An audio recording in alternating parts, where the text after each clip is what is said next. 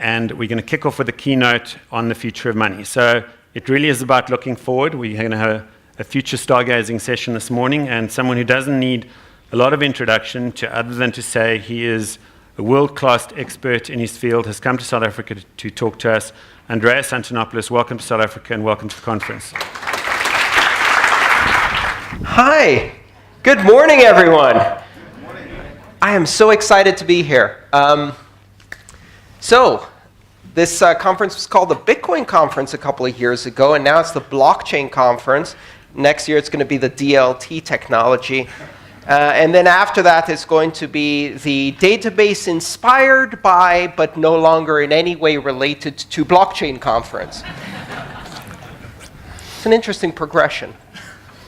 Let me do a quick poll of the audience. I want to get an idea of your level of experience and familiarity with this space. So I'm going to go back to the yesteryears of Bitcoin. How many of you currently own Bitcoin? Fantastic. And those who don't own Bitcoin, how many of you have conducted a transaction or seen a transaction happen in Bitcoin? Great. And how many do not own any cryptocurrency of any type? Okay, great. How about people who are involved with Ethereum and own Ethereum? Great. Dash? Monero? Zcash? Got some interesting ones. Okay. How many own blockchain? How many have used blockchain in a transaction? Or in any way? Other than the 5 things I mentioned previously. All right. Okay, so breakdown for you, for those who can't see what the audience is doing. About 60 to 70% have Bitcoin at the moment or have conducted a transaction. About 30 or 40% with Ethereum, smaller minority with Dash, Monero, and Zcash. Nobody owns blockchain. And this is interesting. This is exciting. Great. So let's get started. What exactly is going on here? Is this the greatest technological innovation and explosion of innovation since the mobile internet, or maybe even the internet itself? Or is this the greatest load of hype ever arranged around a technology in the history of technology? Both. And in fact, that's a characteristic of advanced technologies. I often say that where Bitcoin and the other open blockchains are today is approximately where the internet is in 1992. In terms of technology, in terms of infrastructure deployment, in terms of adoption patterns, this technology is approximately where the internet was in 1992. But the hype around blockchain is exactly where the hype around the internet was in 1998. You know what comes next. There will be a shakeout. When the waters recede, you can tell who on the beach wasn't wearing a swimsuit. They stand there naked. It's an empty promise. This will happen in the blockchain space. There is a lot of bullshit being peddled to VCs, to investors, to initial coin offering buyers, to uneducated investors. There's a lot of Ponzi schemes. There's a lot of pyramid schemes. There's a lot of empty promises. There's also a lot of business as usual disguised as innovation, disguised as disruptive technology. And so we're at this strange moment where the underlying technology really is, truly is, massively disruptive, massively innovative. The amount of research that's happening today in applied cryptography is unprecedented.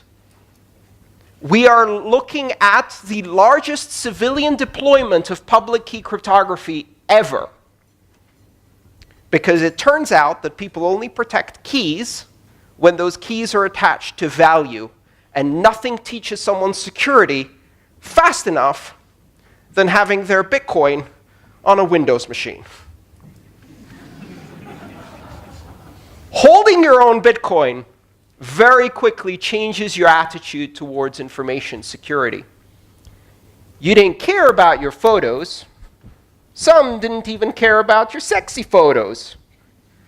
You didn't care about your location, the fact that everything you do was tracked. You didn't care about posting your entire life on Facebook. You used the same password, password1234, on 17 different sites. You didn't know what two-factor authentication was, and then Bitcoin happened.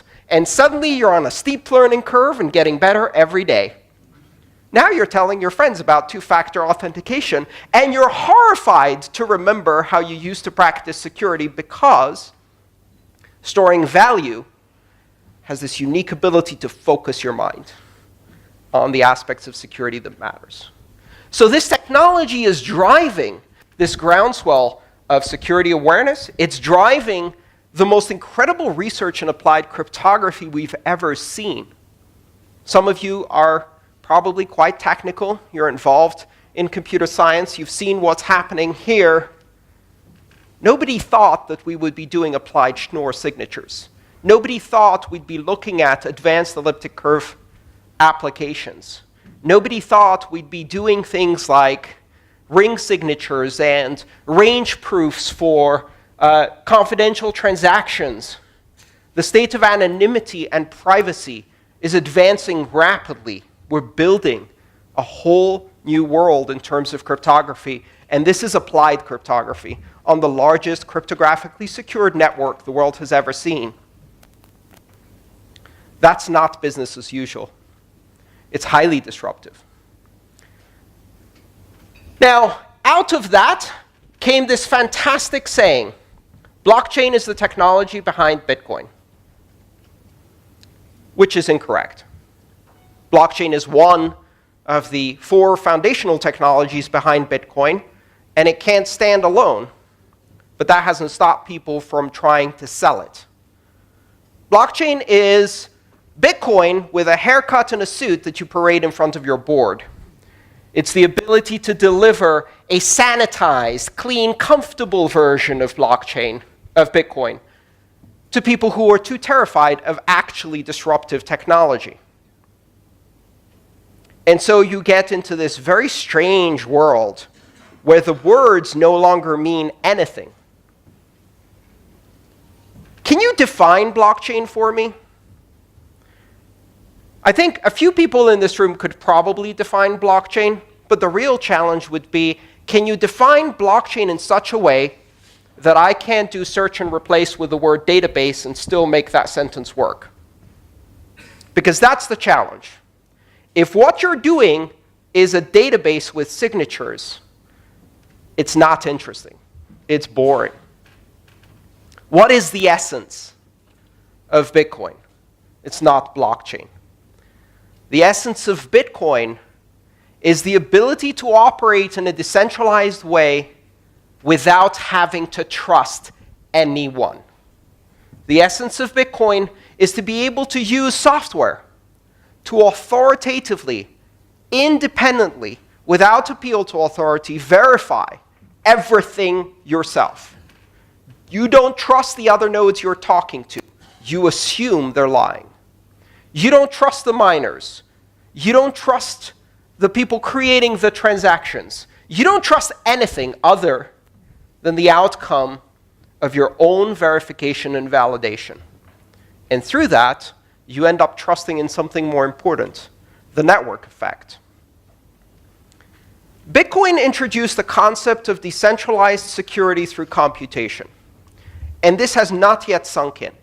What Bitcoin does is it allows you to replace a security model that is based around concentric circles of access and control with an institution in the center, with a security model that is inside out, open and accessible to everyone, a security model that is based on market forces and game theory. It is the first market-based security model, where a series of incentives and punishments ensure that the ultimate result is you can trust the platform itself as a neutral arbiter that is not controlled by anyone, without third parties, without intermediaries. Bitcoin revolutionizes trust.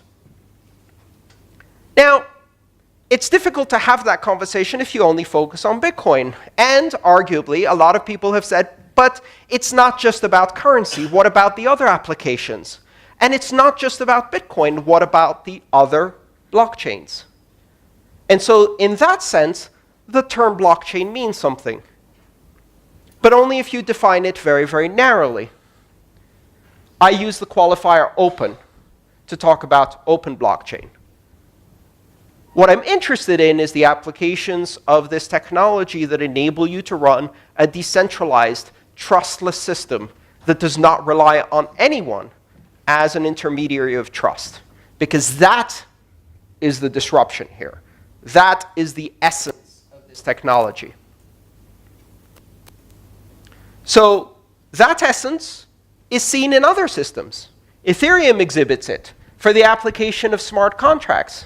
But those smart contracts only work if you don't have to trust anyone to execute the smart contract correctly.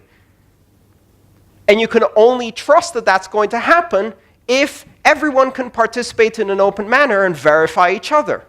If access to the underlying consensus algorithm in mining is open to everyone. And so out of these characteristics come the power of these blockchains technologies. Open. And that's the key word. Borderless.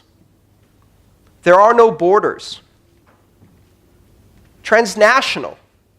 This is no longer about nation states. This is about network-centric trust. Without third parties, the network is the trusted party, and only if you verify everything. Neutral.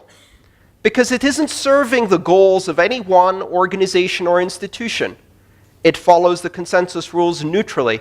Everyone follows the consensus rules neutrally.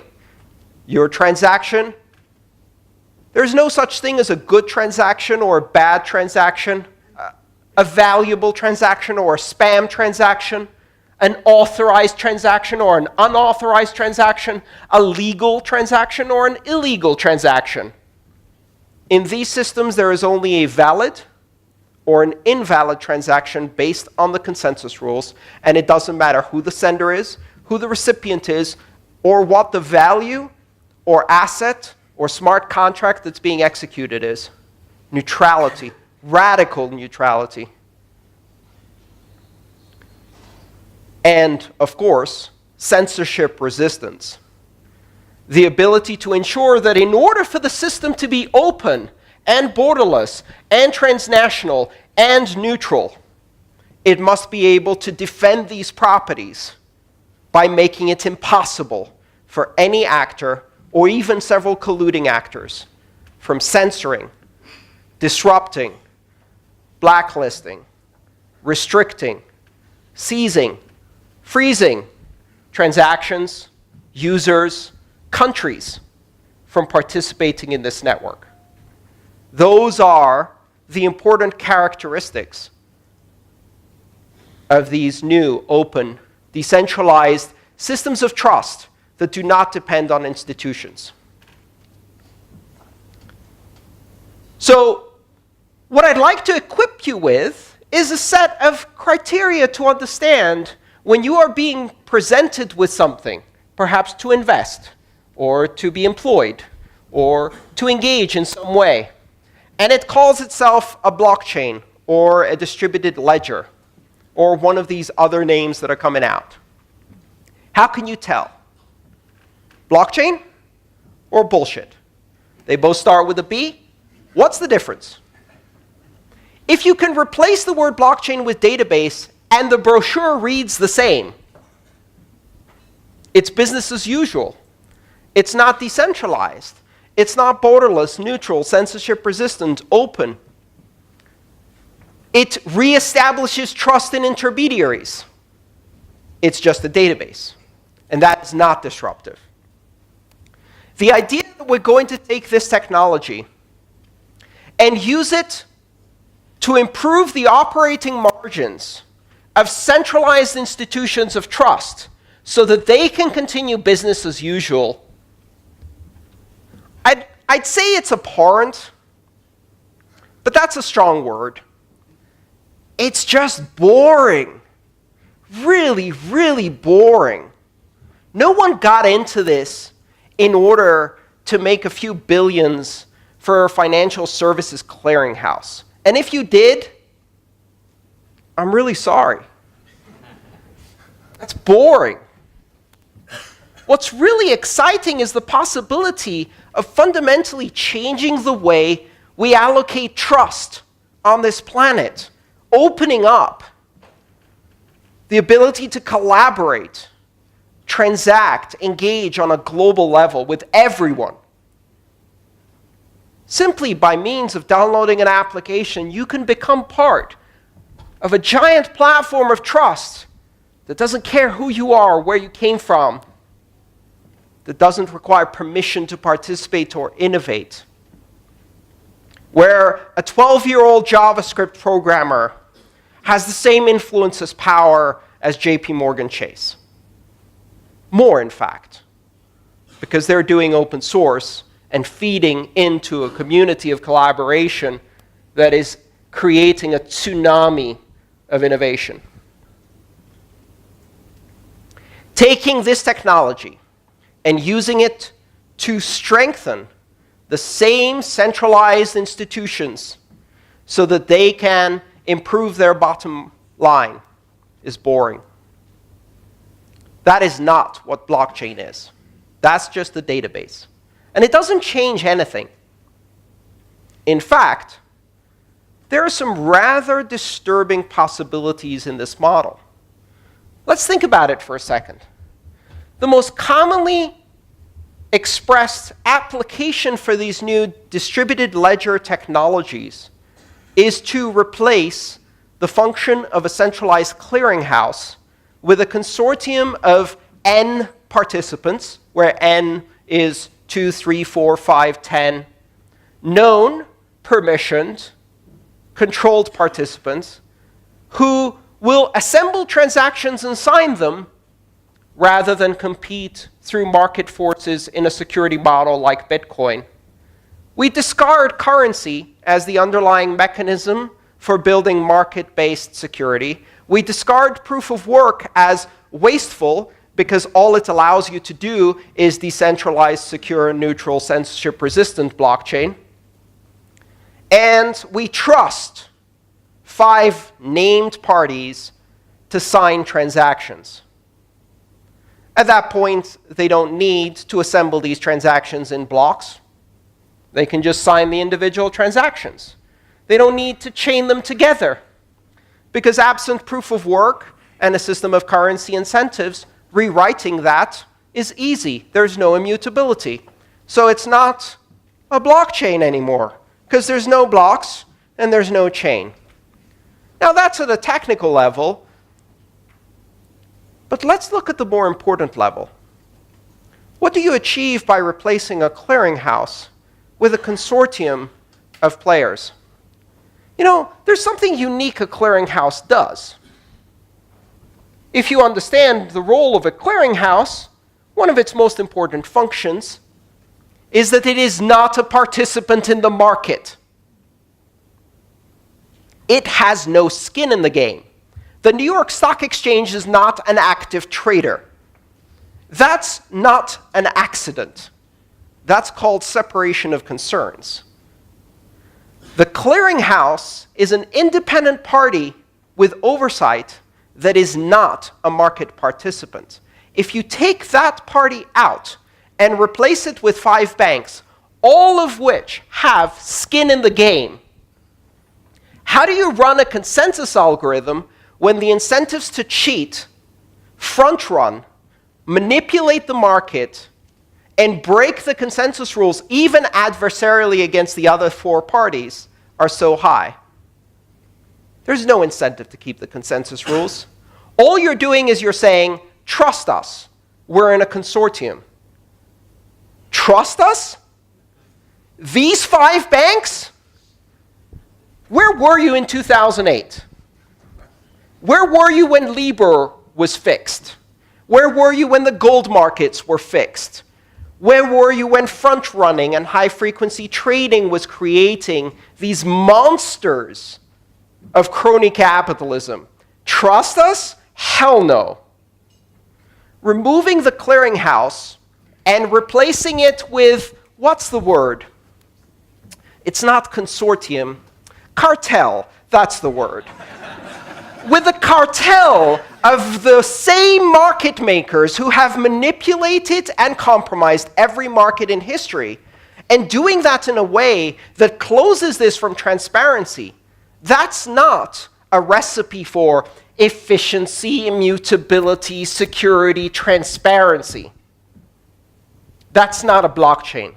That's a bullshit. It's a very profitable bullshit.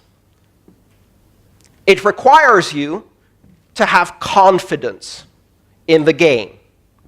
A con game, as it's known. Be careful what you evaluate when you see these technologies taking something whose fundamental purpose is to remove trusted intermediaries and create an open, borderless, neutral system, and turning it into a tool for a bunch of untrustworthy, trusted parties to manipulate markets is going to be a disaster. And they're going to do it. I have some consolation in the fact that their keys will leak. Because when you centralize a system, you have to keep the security of those 5 keys. And none of them have ever managed to do that. All of the companies involved in this brave new business-as-usual space have been hacked, breached, leaked, whistleblown a dozen times. They can't keep information secure. No one can. The whole point of a decentralized blockchain is you don't keep the information secure. You spread it out so thin, there's no place to attack it directly. That's what makes it secure. So what happens when you concentrate it among 5 participants? I can't wait until the anonymous WikiLeaks collaborative dump of the titans of Wall Street and their ledger of every transaction they've ever done. I can't wait. It's going to be so much fun, and it is going to happen. You cannot secure these things. So, does that mean there's nothing there? No. Again, we go back to the other side. There is an incredibly promising technology. And that technology is based on an architecture of openness. People are examining this market, and they're grasping and reaching out in darkness. When you have a brand new disruptive technology, you can't see the margins. It's like stumbling around a dark room. Somewhere in there is a billion-dollar company. Somewhere in there is an opportunity. And you have to figure out what market exists that will create opportunity, that will change the world, that will have an impact on humanity. Entrepreneurs look at other people's problems and see them as opportunities. When journalists in 1997 were writing about the imminent failure of the internet because of the impossibility of finding anything, Larry Page and Sergey Brin were finding stuff and building a multi-billion-dollar empire on solving the unsolvable problem of search. There are seemingly unsolvable problems in the open, decentralized, public, transparent, neutral, censorship-resistant, global, trustless network platform that is the blockchain. And these other blockchains, Bitcoin, Ethereum, and the many other systems that are gradually trying to find their niche. Where are those markets? There are 3 elements to success in this industry. The first one is identifying a viable market. right? You've got to stumble in the dark and find something useful. And very often, the people stumbling in the dark, they don't find anything useful, right? In 1997,